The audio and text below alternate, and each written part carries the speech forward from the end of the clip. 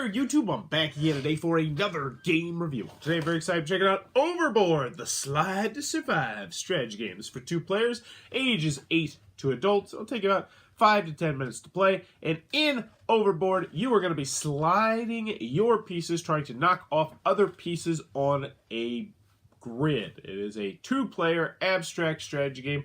Very light, very simple, but is very good. Let's open it up. I'll tell you what I think. Alrighty then, we're going to take a look at what you're going to get inside of Overboard. So first and foremost, we get our handy dandy back of the box. It's one back of the box. It's got some pictures, some illustrations. Very simple game, should have you up and running in no time at all. And also I can teach you how to play the game right now. So in Overboard, your job is to pick a color and then make it so that your color is the only color left on this grid by pushing people overboard like so. What am I talking about? Let's go over the components. Let's get into the gameplay. So first, component-wise, you're going to have this really thick, sturdy, like this is thick, heavy plastic that is, I don't feel like it's going to break unless you drop it, but it fits nicely in the box. And it's actually a really nice insert because as you push things off, they will slide over here to the side. It's pretty well done. Next, you're going to have these plastic pieces that look like this. They're also pretty thick, plastic, very nicely done as well.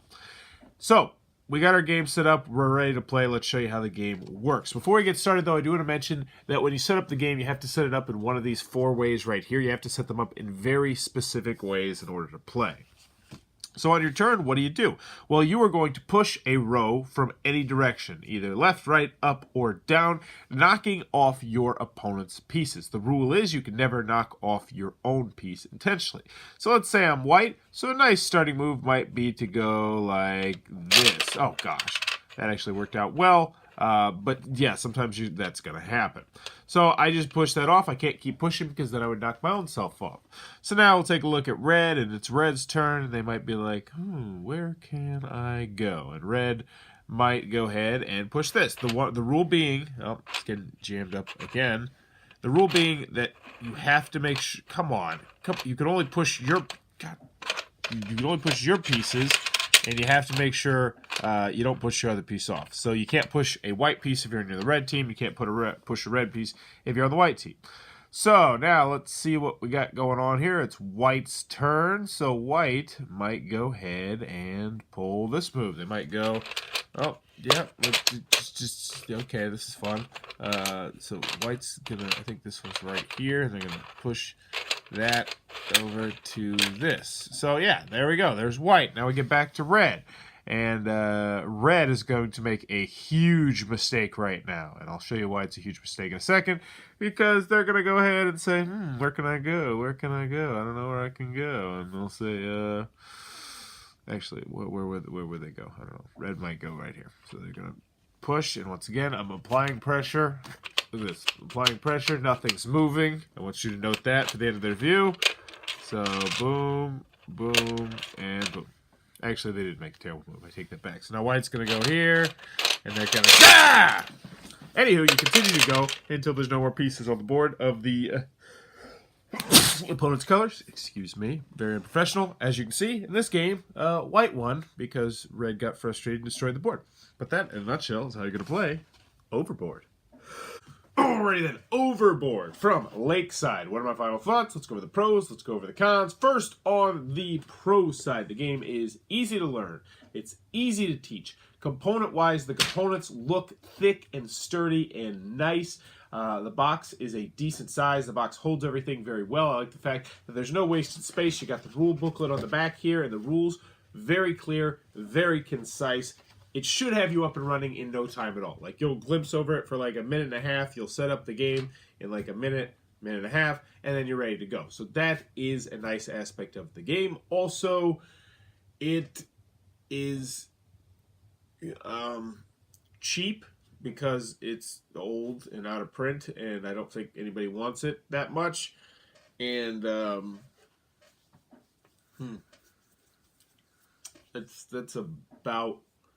You know, the biggest pro I have of this game is that when it actually works correctly, it's a good abstract strategy game. It does not say it's welcome. The one time it worked smoothly for me the kid I was playing with was like, oh yeah, I like this. This is good. And I was like, oh yeah, this is okay. This is good. But, you notice how I chose my words very selectively there. Moving on to the cons. Okay, here's how it works. When you build your game on a gimmick, you better be sure the gimmick works well. Because if it does not, then the game is trash, and thus we have Overboard. And if you watch the middle part, I apologize for the sneeze, but you very quickly and cleanly and clearly saw what the issue with this game was, and that is 60 to 85% of the time, when you push pieces, they start log jamming up and getting stuck together, and it's just annoying. It's just super annoying, and it just gets frustrating. And even in that middle part, that was legitimate frustration after showing you how the game is played for like 2.5 minutes. Now imagine trying to play this game on a routine basis. So, continuing on with the cons. The gameplay itself, it's nothing memorable. Like, if you just took the game itself and it worked perfectly, it's not a great game, it's not a bad game, it's just somewhere in the middle, it's okay to good, and that's not going to be enough to cut it. Obviously, the component-wise, the components, while they look nice, they're not that functional. They don't work as they are intended to work because they get jammed up, and then it gets annoying, and you have to fix it over and over again. You're like, oh, let's straighten everything out. Let's straighten everything out so maybe that doesn't happen again, and that's super-duper annoying.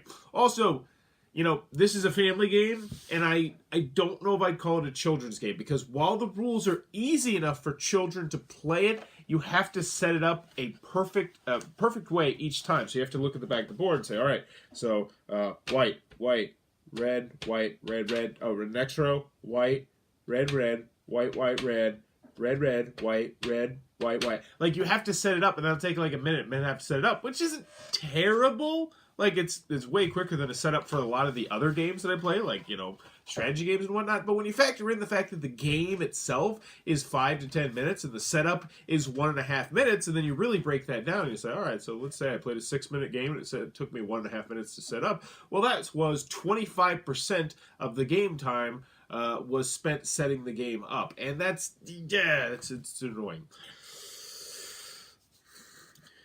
So, let's rewind. It's not great and it's not bad when it actually works. It's okay to good, and that's not going to cut it. It's going to be hard to find because it's out of print. It doesn't work most of the time when you're trying to play it because everything just gets all jammed up and you have to set it up, and yeah. So in the end, Overboard, I know I can't recommend this game to you. You see it at a thrift shop and say, no. No, this is one of those thrift shop games you're going to see for 50 cents to $1 and say, no, don't do it. It's not worth it.